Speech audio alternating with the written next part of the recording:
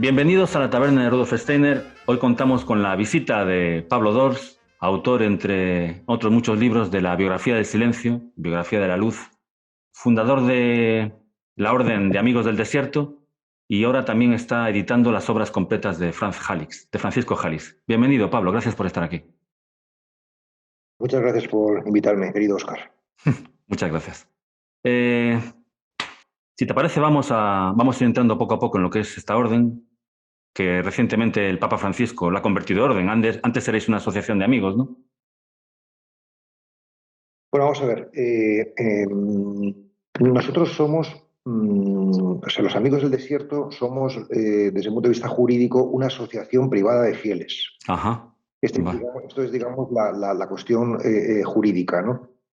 Aunque a nosotros nos gusta definirnos como una red de meditadores, es decir, de personas interesadas en la experiencia interior, ¿no? Ajá. Es decir, el propósito de esta asociación es la profundización y la difusión de la práctica contemplativa. Este es Ujú. el sentido. Lo que pasa es que, por eso hablas seguramente de orden, lo que pasa es que dentro de Amigos del Desierto hay un grupito pequeño, hasta ahora 10, pero con vistas de ser más en breve, ¿no? De personas que nos hemos consagrado a este carisma. Ahora explicamos si quieres, pues qué es Sí, esto del claro. carisma y demás, para conformar una especie de orden laica o monacato secular, que lo llamamos Tabor, monacato secular del Tabor, ¿no? Ajá.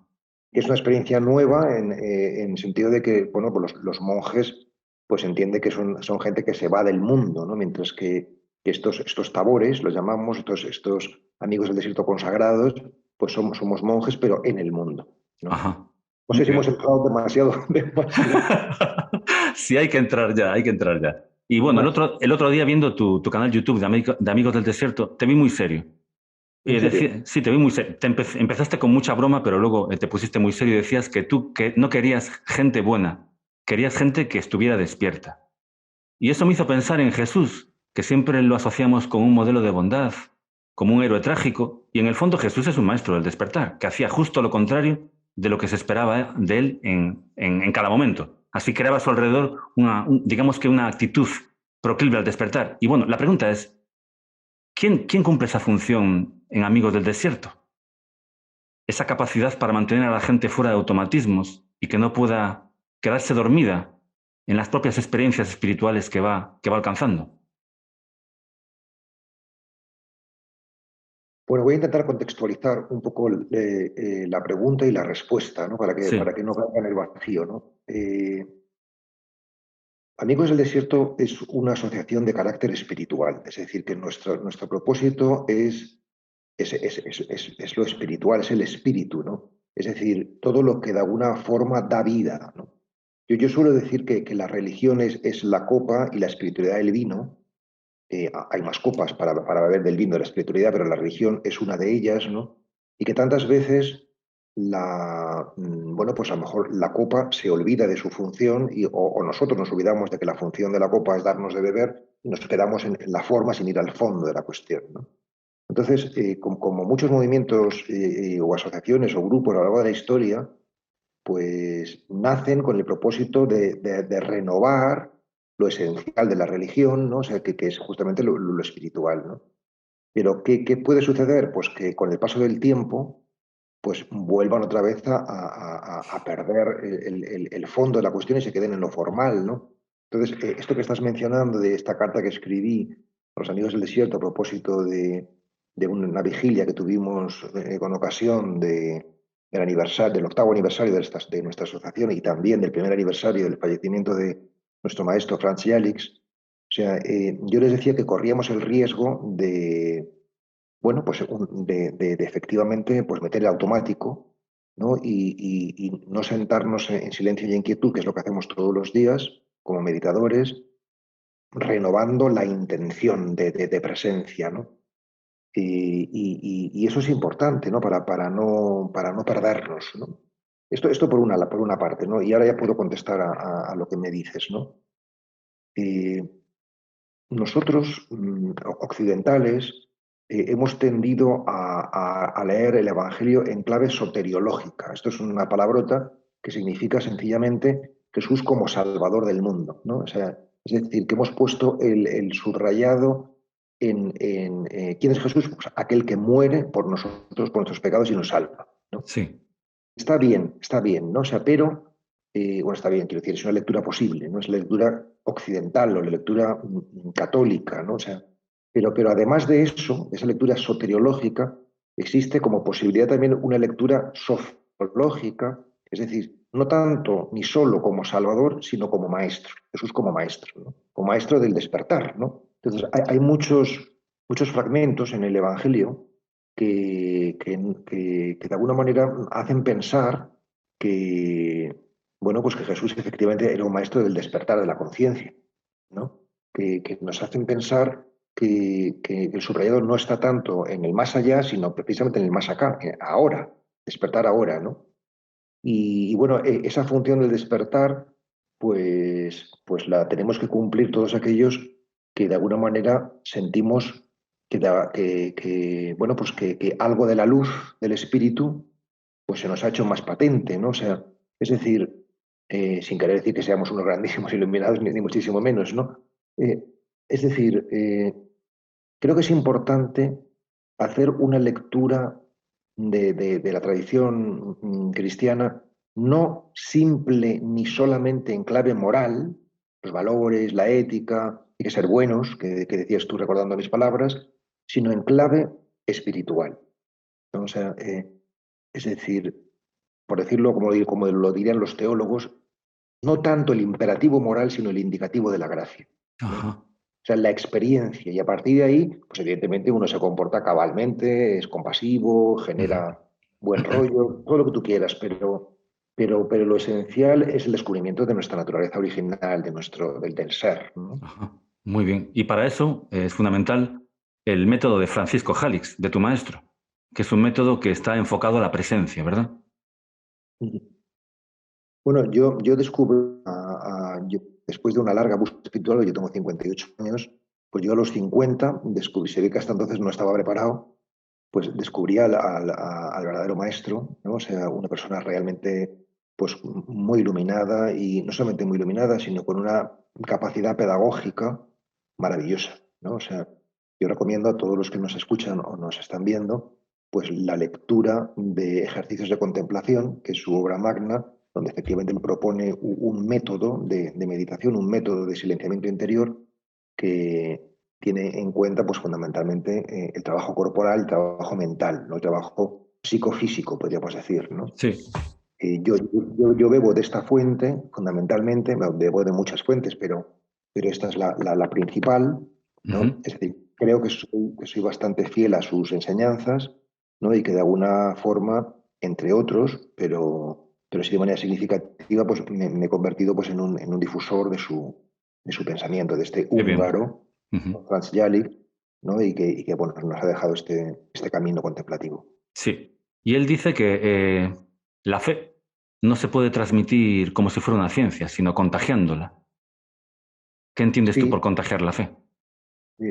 En el fondo habla de lo mismo que se habla en el Zen, ¿no? O sea, en el mundo del Zen, y es que la transmisión espiritual es de persona a persona, Ujú. ¿no? Bueno, en realidad también se dice en el cristianismo, porque en el cristianismo se habla de fides ex auditu, es decir, la fe llega por el oído, por la predicación, ¿no? Ujú. Es decir, que de alguna manera hemos de ver encarnado en alguien, ¿no? Pues esa propuesta que se hace, ¿no? De una vida nueva, una vida desde el espíritu, ¿no? Ujú.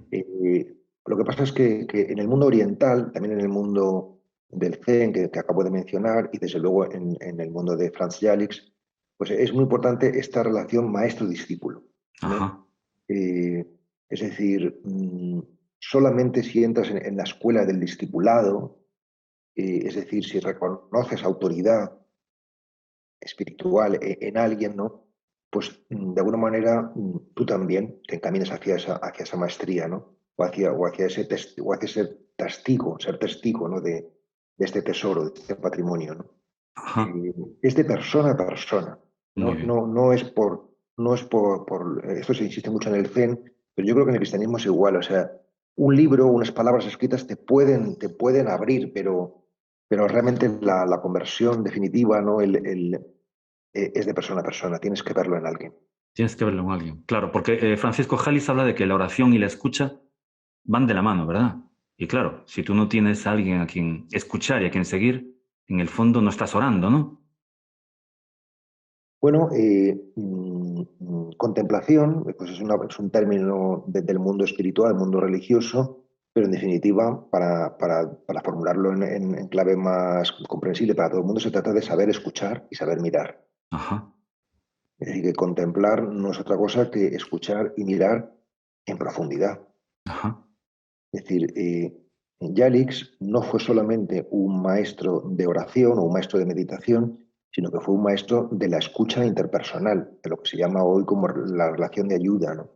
Y él plantea, yo creo que con muchísimo acierto, que, que la relación que mantenemos con Dios, con el misterio, que mantenemos con nosotros mismos y con los demás, esas tres relaciones, con Dios, con los demás y con nosotros mismos, son estrictamente correlativas. De tal ajá, manera que tú no puedes decir eh, que amas mucho a Dios si no amas a los demás, o que amas mucho a ti mismo y no amas a los demás. exactamente.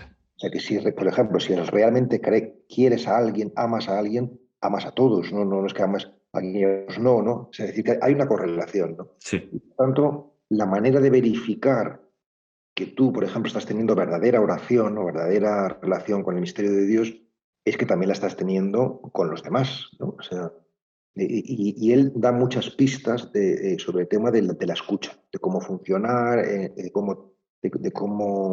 cómo trabajar la escucha activa. ujú. Precisamente otro libro suyo se llama Escuchar para ser, Escuchar para ser, sí, y que ha sido ahora mismo reeditado, ¿no? O sea, que sí, es uno de los que he editado yo para un sí. poco recuperando su legado. Y, y Los bueno, pondremos debajo, los pondremos debajo en la descripción de la entrevista. Están los dos en muy la bien, edición de Sígueme y lo recomiendo, de verdad, una maravilla. Para mí ha sido un descubrimiento, Francisco Jalix, ¿eh? Un sí, descubrimiento, sí. Sí, bueno, muy bien. me hubiera gustado que estuviera descubierto mucho antes, porque bueno, ¿cómo serían las confesiones en la iglesia si siguiese el método de Francisco Jalix?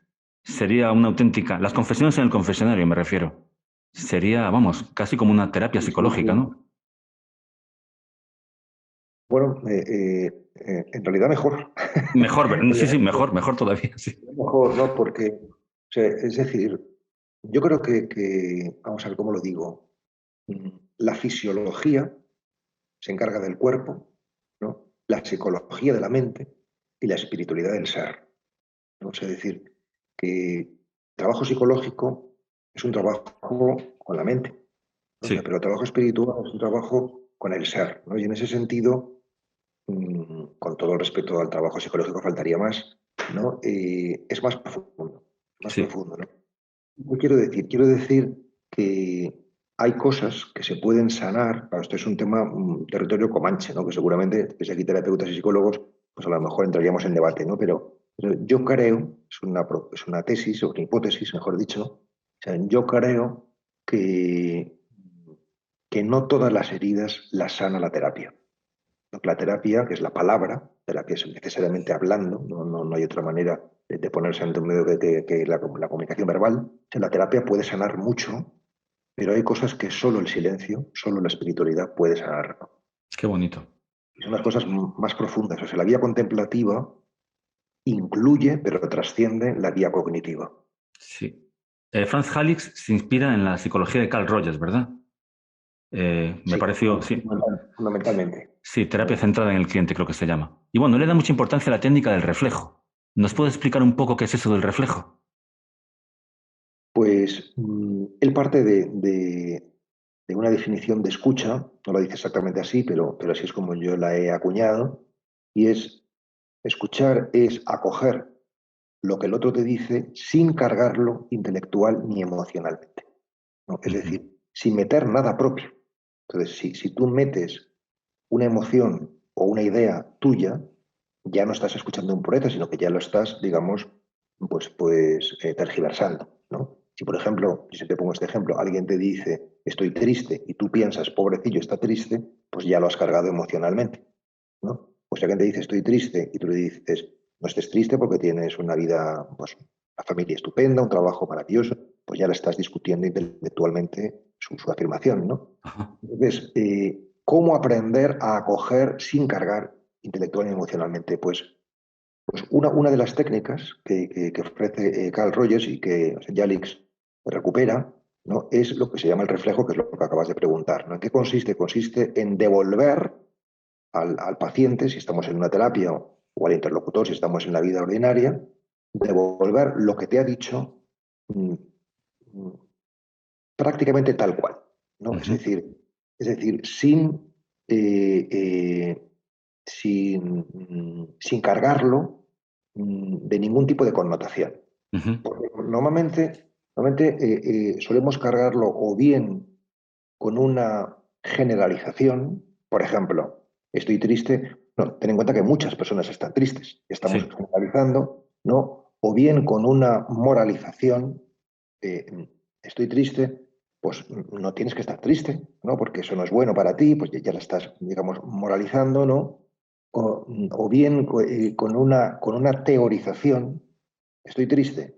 Bueno, la tristeza es un estado que es muy común, la teoría, ¿no? O sea, y bueno, y más posibilidades que hay Sí, sí, sí. de no acoger, ¿no? Entonces, el reflejo es devolver lo que se nos ha dicho tal cual. Por ejemplo, que me dice estoy triste, estás triste. Sí, estoy triste porque resulta que mi pareja, pues, he estado discutiendo ayer con ella, así que ayer discutiste con tu pareja. ¿Ves? No Ujú. añades nada, simplemente estás como un frontón rebotando, ¿no? Y eso permite al otro que haga una indagación personal, es decir, que no seas tú quien le das la respuesta, sino él mismo quien vaya encontrando su respuesta, ¿no? Y eso es lo que realmente nos sana. Lo que nos sana no son las respuestas ajenas, sino las propias, ¿no? Ujú. Qué bonito. El que escucha es el que es capaz de devolverle al otro a sí mismo. Si en el fondo es una definición de lo que es un maestro. O sea, un Ujú. maestro exterior es aquel que apela al maestro interior. Sí, sí. Tú, Y tú tiene que... dices, tú dices en una de tus introducciones, no recuerdo si escuchar para ser o la otra, que cuando fuiste adjunto de Francisco Jalis bueno, saliste de ahí con los mismos problemas, pero él los había disuelto, es decir, la escucha y el reflejo como técnicas para disolver problemas, no tanto para solucionarlos también, ¿no? Sí, bueno, en realidad lo que hace el maestro, verdadero maestro, es que cuando estás ante él, te das cuenta de que tus problemas no son problemas. Esto ya de entrada.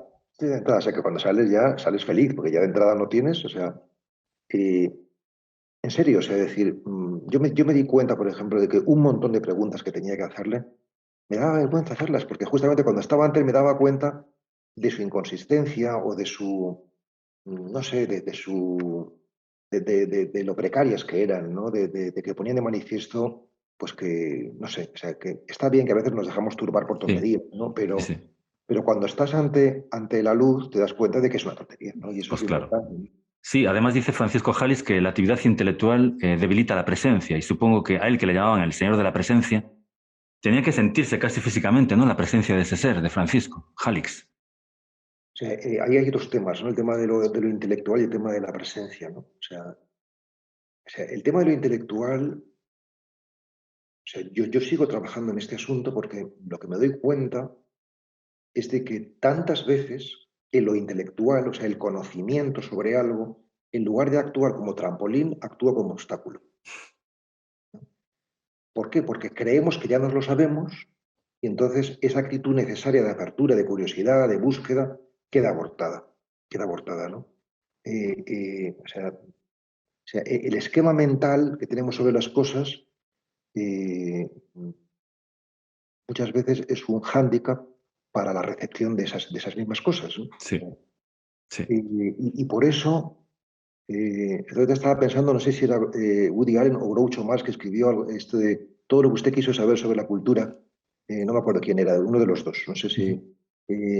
o sea, que la cultura, la así llamada cultura, y a veces peor, la alta cultura, que dicen los alemanes, ¿no? O sea, o los franceses, mm, no sirve para nada. O sea, es completamente como un bucle, ¿no?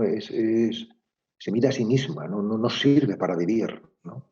Sí, En sí. cambio, yo propongo que los conocimientos tienen que verificarse.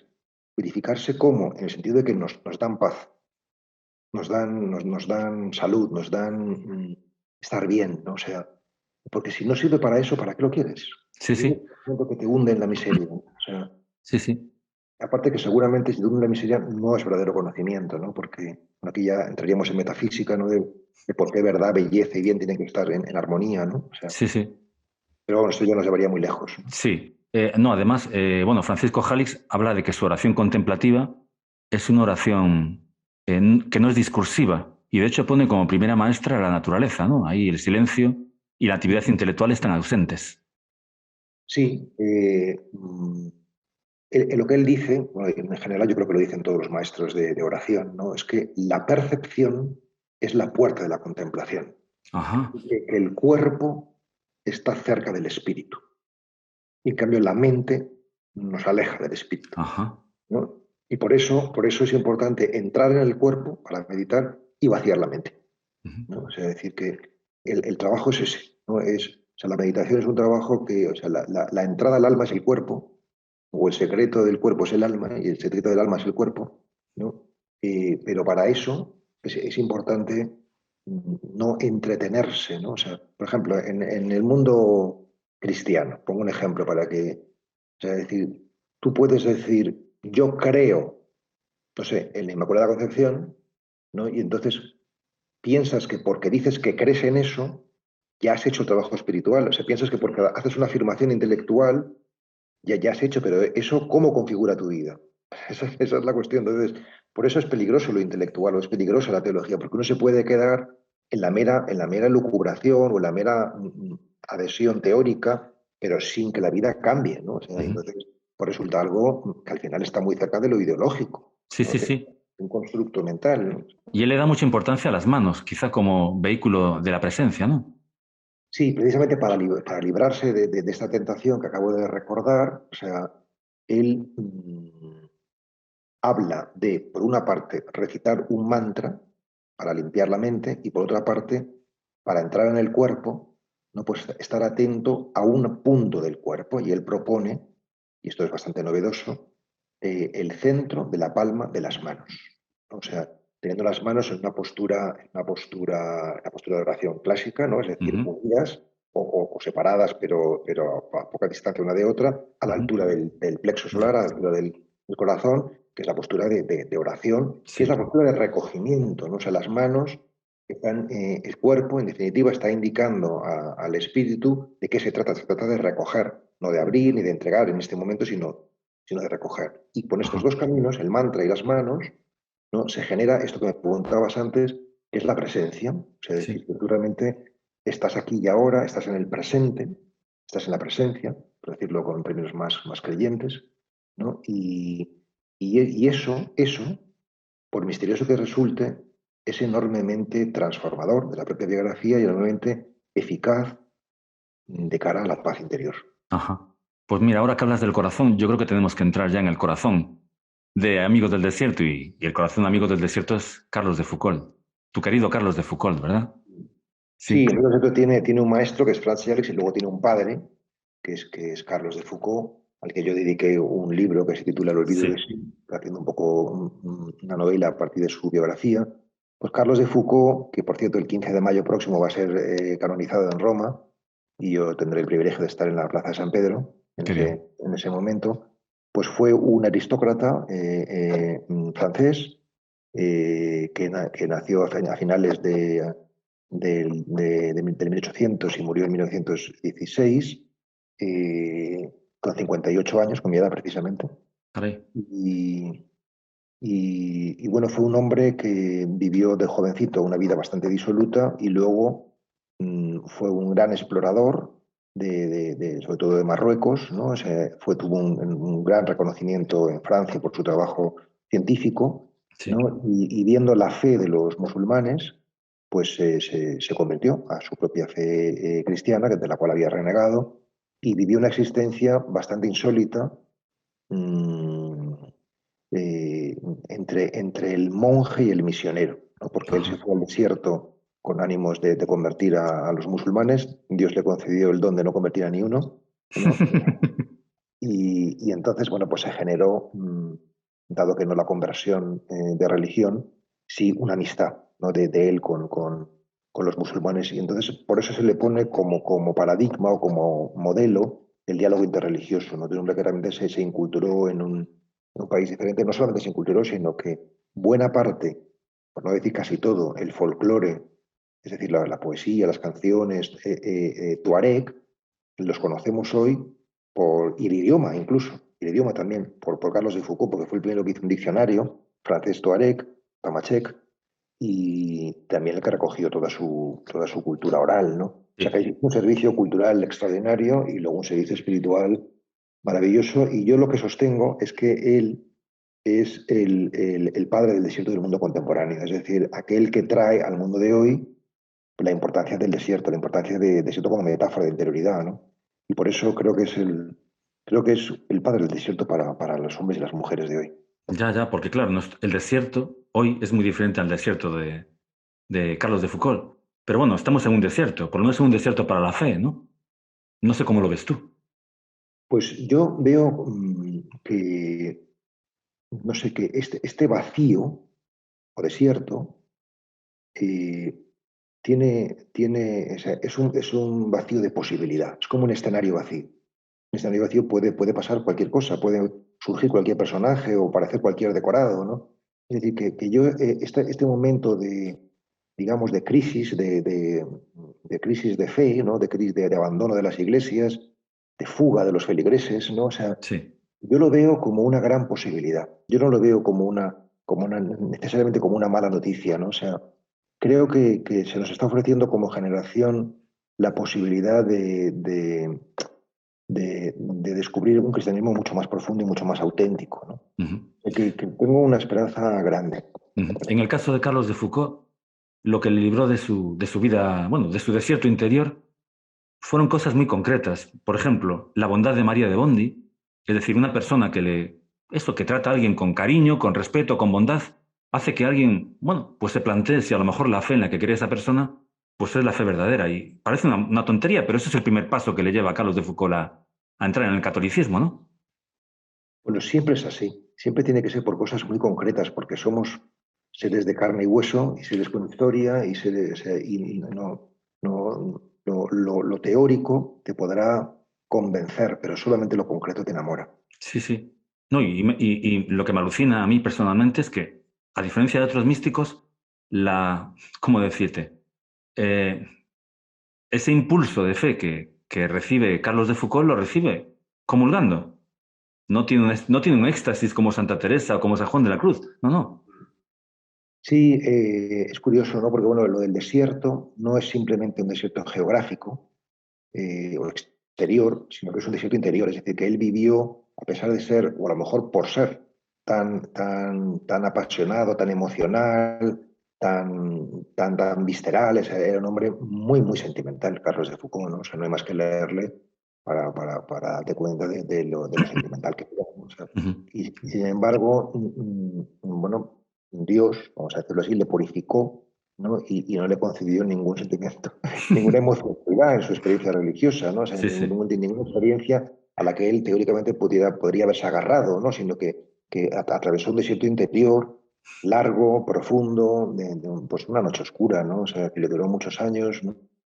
Y realmente no tuvo en su vida ninguna experiencia, ningún fenómeno místico, bueno, pues como tantos otros santos que parece que sí que han Sí. tenido, digamos, pues, Y para colmo, que es una cosa que me dejó a mí, es como ya el sumum de la ausencia, ¿no? Los últimos años le privaron, porque como no era un sacerdote consagrado, ¿no? Le privaron de poder tener donde estaba la sagrada hostia, ¿no? Es decir, una persona que despertó su fe a través de la comunión y que de alguna manera se reconfortaba mirando para el sagrario, tiene que abandonar el sagrario. Es que es una cosa de verdad. bueno, lo que sucedió fue que en aquella época no permitían, la Iglesia Católica no permitía celebrar la Eucaristía sin feligreses, sin feligreses. Es decir, solo. O sea, por ejemplo, yo estoy aquí en mi casa, yo soy sacerdote, yo cuando no tengo parroquia, pues voy y celebro yo solo, ¿no? Pero esto no era consentido en la época de Carlos de Foucault y entonces él pasó temporadas donde al no haber ningún cristiano en el territorio donde se encontraba, pues que no podía celebrar la Eucaristía, ¿no? O sea, y luego durante un tiempo también no le concedieron el permiso para tener la reserva, así se llama la reserva del Santísimo, o sea, para tener el pan consagrado en su casa, ¿no? En su celda, en su ermita, y entonces pues tenía no solamente el desierto fuera, sino el desierto del sagrario, ¿no? O sea, que también Sí, el sí, sagrario sí. estaba vacío, ¿no? Y yo creo que eso le forjó también mucho su personalidad religiosa, ¿no? Que muy de soldado, ¿no? Porque él era un soldado, él era un Sí. soldado, ¿no? O sea, este lenguaje militar, que hoy en general nos es muy ajeno, ¿no? Pero sí que forma parte de la espiritualidad decimonónica, ¿no? Y desde luego de la suya. Ujú. Sí, bueno, de hecho, a veces me da la impresión de que lo que nos atrae de Carlos de Foucault no es tanto su fe, es decir, el contenido de su fe, sino la autenticidad con la que la vive. Es decir, y llegamos también a una palabra de la que habla mucho Francisco Jalis, la autenticidad, ¿no? Es decir, no se atrae tanto en las religiones, sino a las personas auténticas dentro de las religiones. Sí, claro, claro. Bueno, yo lo que creo, porque evidentemente yo he reflexionado mucho sobre él, porque yo realmente no me parezco para nada a él, o sea, tenemos caracteres muy diferentes, ¿no? Pero yo lo considero un grandísimo paradigma, ¿no? Maestro también, ¿no? O sea, mm, igual que todos consideramos un grandísimo maestro paradigma a San Francisco de Asís. O sea, Sí, sí. Carlos de Foucault es un nuevo Francisco de Asís, ¿no? Es decir, porque de alguna forma representan el paradigma de la kenosis, ¿no? Del abajamiento, del anonadamiento, de hacerse nada, mientras el mundo busca gloria, pues ellos buscan pues ocultamiento y incluso abnegación, abyección, dice incluso, ¿no? Es decir, algo que resuena a nuestros oídos pues de manera, no sé, un tanto masoquista, ¿no? O por lo menos oscurantista, ¿no? O sea, pero claro, hay que situarla también en su época, ¿no? Y en Sí. su sensibilidad. Y no sé, o sea, igual que Francisco es el poverello, ¿no? O sea, pues Foucault, pues es y de hecho, los que le siguen como consagrados se llaman hermanitos, ¿no? Pequeño, ¿no? Lo pequeño, lo humilde, lo modesto, ¿no? Sí, sí, sí. El anonimato, ¿no? Él estaba muy obsesionado con el tema de anonimato, ¿no? De no predicar, sino solamente con la vida, ¿no? Con la Ajá. vida. El Es ejemplo decir, vital, sí. irradiar con la vida, sí. Sí. Y esto ya es una pregunta, bueno, ya es meternos donde no nos podemos meter, pero ¿hasta qué punto el Jesús que sigue Carlos de Foucault no es otra cosa que el propio ideal que él tiene acerca de sí mismo o de la humanidad? ¿Cómo diferenciar lo que hay de nosotros en Jesús de lo que hay de Jesús en nosotros? Bueno, o en Pablo. Pablo, yo creo que es una respuesta, una pregunta que hay que responder de manera personal, ¿no? ¿Cómo diferencias lo que hay de Pablo en Jesús y lo que hay de Jesús en Pablo? Sí. O sea, yo puedo decir como yo lo entiendo, ¿no? O sea, Jesús de Nazaret es en Occidente el paradigma por excelencia de autoconocimiento. ¿Por qué? Porque nadie como él en la historia de la humanidad, yo creo, no solamente occidental, sino de la humanidad, ha podido decir yo soy con tanta rotundidad como lo ha dicho Jesús. O sea, que dijo de sí mismo nada menos, yo soy la luz del mundo, o yo soy el camino, yo soy la verdad, yo soy la vida, ¿no? O sea, Sí. decir, afirmaciones tan contundentes no las ha dicho nadie más en la historia, ¿no? O sea, y por eso, porque él dijo yo, de esa manera tan total, puede enseñarnos a los demás también a decir yo, ¿no? O sea, entonces, mm, desde mi punto de vista, Jesús de Nazaret no es tanto alguien a quien admirar o a quien seguir, cuanto alguien que propone un camino que nosotros podemos realizar. Es decir, que yo creo que a lo que nosotros estamos llamados es a poder decir también yo soy, como lo ha dicho él, ¿no? Es decir, que no es para colocar el problema afuera, ¿no? Él lo dijo, sino para realmente vivirlo nosotros, ¿no? Caray, Una Pablo, invitación a ser, no tanto a pare- seguir. sí, sí, sí, no, digo que parece Rudolf Steiner, en el sentido de que él también le da muchísima importancia al yo. Me imagino que de una manera distinta a la que tú lo planteas, ¿no? Pero eso, claro, uno solo se puede autorrealizar a través de su propio Sí, yo. No nos queda más remedio. no, yo creo que tiene mucha afinidad, porque en definitiva Steiner pues se inserta en la filosofía perenne, ¿no? O sea, Y bueno, yo creo que los grandes maestros de la sabiduría se tocan, ¿no? De un modo o de otro, cada uno lo expresa según su cultura, pero desde luego que, que, que no podemos hablar del misterio de Dios sin hablar de nosotros mismos, yo creo que eso es claro, ¿no? Y que de alguna manera, hablando de nosotros mismos en profundidad, estamos hablando del misterio de Dios, el misterio de la vida, ¿no? O sea, que están Sí. interrelacionados, Ajá. por no decir que son que son lo mismo, ¿no? O sea, Sí, o sí, que por sí. una analogía enorme, ¿no? Sí, O sea sí. que yo creo que sí, bueno, eso es lo que uno descubre en la medida que va haciendo el camino espiritual, que en la mística, es decir, en la experiencia más sublime de la interioridad, todos los caminos religiosos o filosóficos profundos se tocan. Ajá. Es decir, hay una enorme afinidad. Tú puedes leer, no sé, poesía sufí y te parece que están hablando de Cristo, o puedes leer, no sé, apotegmas de los padres desierto y parece que son koans del mundo del Zen. Sí, sí, sí, sí. Hay un hermanamiento muy misterioso y muy hermoso. Ajá, muy bien. Sí, bueno, de hecho, Amigos del Desierto, pues nace también porque Carlos de Foucault tuvo siempre la idea de formar una orden que nunca formó, ¿no? Y tú la quieres llevar a cabo. Pero eso, yo te quería hacer una pregunta a la luz de una cosa que dice Francisco Jalis y dice que la vitalidad de un grupo vive gracias a la vitalidad de sus objetivos. ¿Cuáles son los objetivos de Pablo con Amigos del Desierto?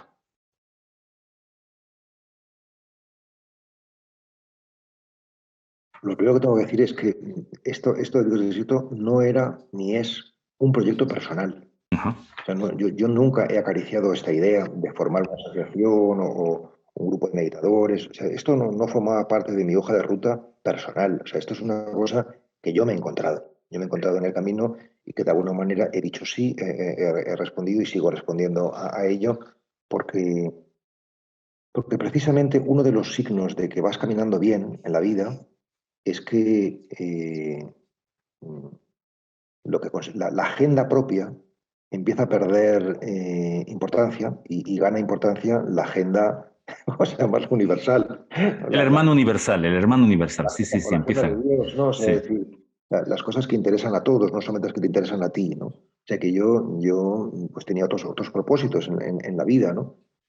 Y entonces, ahora, ¿cuál es mi propósito? Bueno, pues fundamentalmente mm, ser santo. Decir mu, como decías en el vídeo. Sí, Mu. sí, o sea, ser lo más luminoso posible, Sí. porque creo que si yo estoy en mi centro, pues voy a invitar a que los demás también lo estén, ¿no? O sea, y acompañar a los amigos del desierto en esta travesía por el desierto de la vida, ¿no? O sea, No, pero has y dicho una cosa muy importante. Quieres ser tu objetivo, y lo acabas de decir, es ser un santo.